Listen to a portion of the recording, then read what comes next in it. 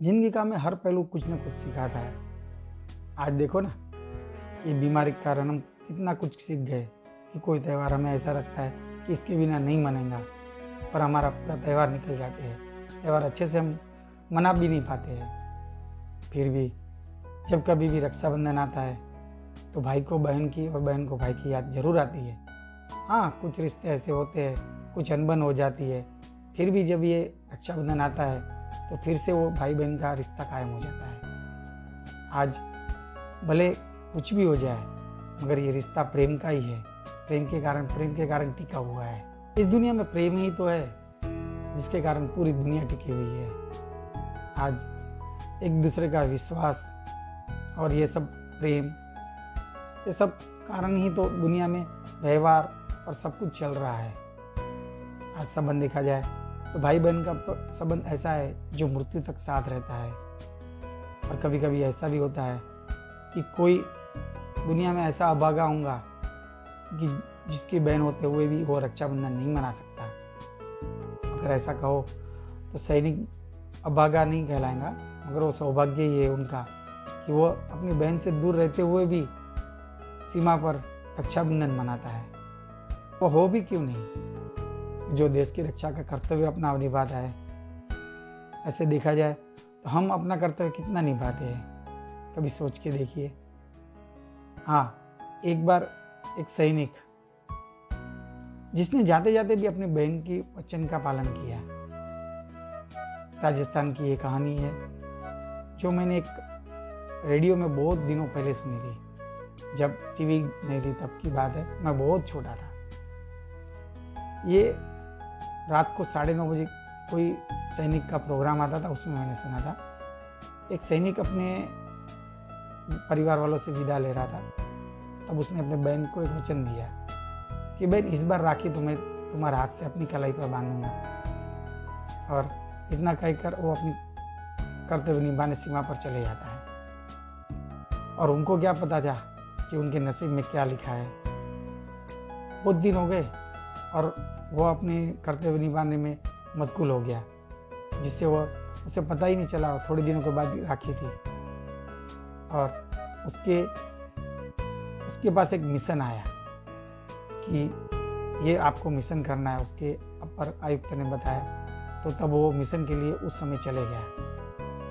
पर ईश्वर की क्या मंजूरी थी, तो वह मिशन में वह एक ग्रेनेड के कारण उसकी मृत्यु हो गई। उसके ऊपर गिरा ग्रेनेड और मृत्यु हो गई। मृत्यु तो हो गई, उनके साथियों ने वहाँ पे उनकी लाश पड़ी थी उनके आसपास में, जहाँ पर उसके चिथड़े हो गए थे। तो उन्होंने सब समेटा, तो उसे उनके जेब में से एक पत्र मिला जिसमें उस बहना के दिया वो वचन का उसमें उल्लेख था। तो इन्होंने वो पढ़ा और वो उनकी लाश शव को लेके उनके परिवारजनों को जानकारी देने के लिए गए। मगर ये पल ऐसा था उनके साथियों के लिए कि वो संदेश उनके परिवारजनों को कैसा दे। उनके मन में कुछ नहीं सूझा। उन्होंने अपने पास जो मिला हुआ था पत्र उनके साथी का, खिसे में से वो उन्हें लड़की को दिया, उनकी बहन को दिया, जो वो घर में सिर्फ एक बड़ी दिल की औरत वही थी, तो उनके हाथ में दिया। और बहन ने तभी समझ लिया कि आज मेरा भाई नहीं है। हाँ, पर उनका खत ही मेरे लिए बहुत है, आए बराबर है। तो उन्होंने पढ़ना शुरू किया। उसमें लिखा हुआ था, बहना, यदि ये मिशन में जीवित रहा तो मैं तेरे हाथों से अपनी कलाई पर जरूर राखी बांधूंगा। हाँ, पर यदि मैं नहीं रहा, ये भाई भी है जो तुझे मेरी ये खबर सुनाने आए हैं, उसके हाथ पे कलाई पे हाथ पे बांध देना। और हाँ, माँ बाप का ख्याल जरूर रखना और सबको संभालना। इतना ही लिख दिया था। और बहन के आंख में आंसू नहीं आए। उसने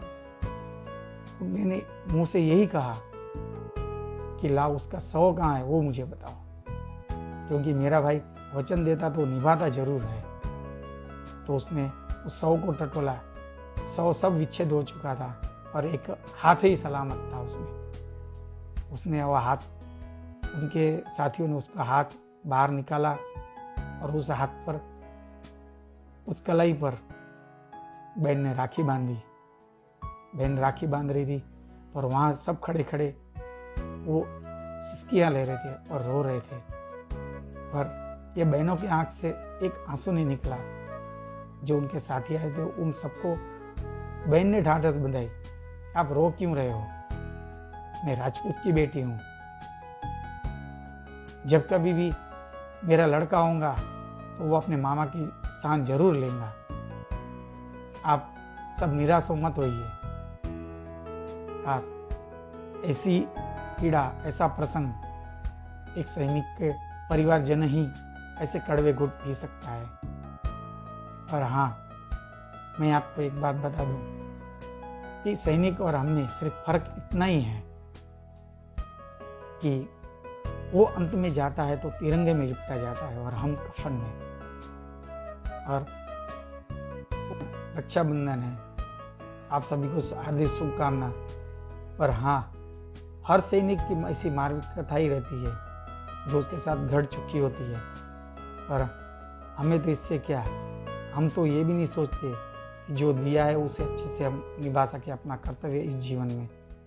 हम तो इतनी अच्छी ज़िंदगी हमें ईश्वर ने दी है, तो फिर भी हम जिंदगी के हर कदम पर जिंदगी को कोसते ही रहते हैं। ऐसा नहीं कि असुविधा में सुविधा ढूंढे तो हमारे बहुत से हल निकल जाएंगे, पर हम जिंदगी में किसी न किसी रूप में खराबियाँ, गलतियाँ ये सब निकालते ही रहते हैं और दोष खुद को न देते हुए किसी और को ही देते रहते हैं। इस कहानी का तात्पर्य मेरा यही है कि जिंदगी अच्छी दी है तो जियो। आपको सीमा पर खड़े रहने दिया रहता तो आप कैसा करते? आज हम यही सैनिक का आदर करना चाहिए। और ऐसे ही अच्छे अच्छे विचारों के साथ हम अगले रविवार फिर मिलेंगे। तब तक के लिए जय श्री कृष्णा, धन्यवाद।